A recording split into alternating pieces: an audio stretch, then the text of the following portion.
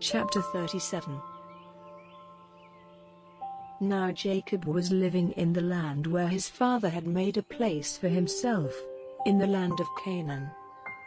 These are the generations of Jacob. Joseph, a boy 17 years old, was looking after the flock, together with his brothers, the sons of Bilhah and Zilpah, his father's wives, and Joseph gave their father a bad account of them. Now the love which Israel had for Joseph was greater than his love for all his other children, because he got him when he was an old man, and he had a long coat made for him, and because his brothers saw that Joseph was dearer to his father than all the others, they were full of hate for him, and would not say a kind word to him. Now Joseph had a dream, and he gave his brothers an account of it, which made their hate greater than ever. And he said to them, "Let me give you the story of my dream. We were in the field, getting the grain stems together, and my grain kept upright, and yours came round and went down on the earth before mine." And his brothers said to him, "Are you to be our king? Will you have authority over us?" And because of his dream and his words, their hate for him became greater than ever. Then he had another dream, and gave his brothers an account of it, saying, "I have had another dream. The sun and the moon and 11 stars gave honor to me."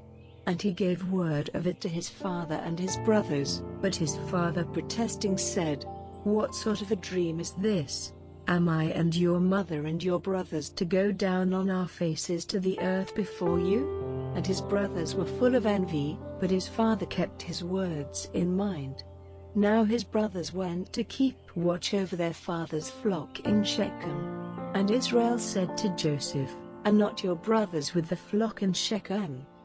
Come, I will send you to them." And he said to him, "Here am I." And he said to him, "Go now, and see if your brothers are well and how the flock is, then come back and give me word."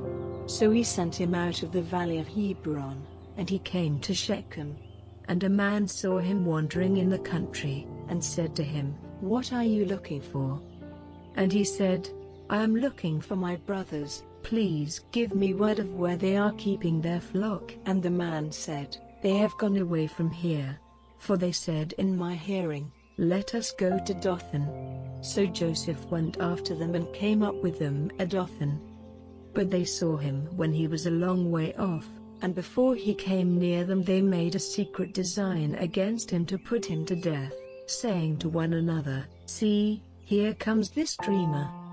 Let us now put him to death and put his body into one of these holes, and we will say, 'An evil beast has put him to death.'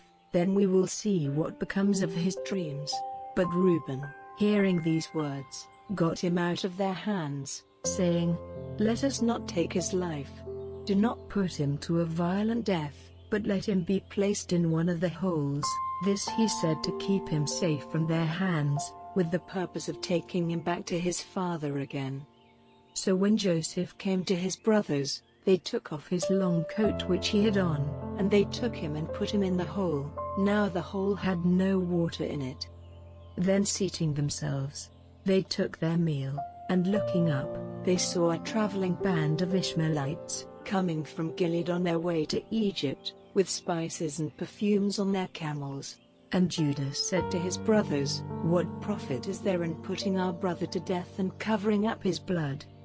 Let us give him to these Ishmaelites for a price, and let us not put violent hands on him, for he is our brother, our flesh." And his brothers gave ear to him. And some traders from Midian went by, so pulling Joseph up out of the hole, they gave him to the Ishmaelites for 20 bits of silver, and they took him to Egypt. Now when Reuben came back to the hole, Joseph was not there, and giving signs of grief, he went back to his brothers, and said, "The child is gone, what am I to do?" Then they took Joseph's coat, and put on it some of the blood from a young goat which they had put to death. And they took the coat to their father, and said, "We came across this. Is it your son's coat or not?" And he saw that it was, and said, "It is my son's coat. An evil beast has put him to death. Without doubt Joseph has come to a cruel end." Then Jacob giving signs of grief, put on haircloth, and went on weeping for his son day after day. And all his sons and all his daughters came to give him comfort. But he would not be comforted, saying with weeping, I will go down to the underworld to my son. So great was his father's sorrow for him. And in Egypt the men of Midian gave him for a price to Potiphar, a captain of high position in Pharaoh's house.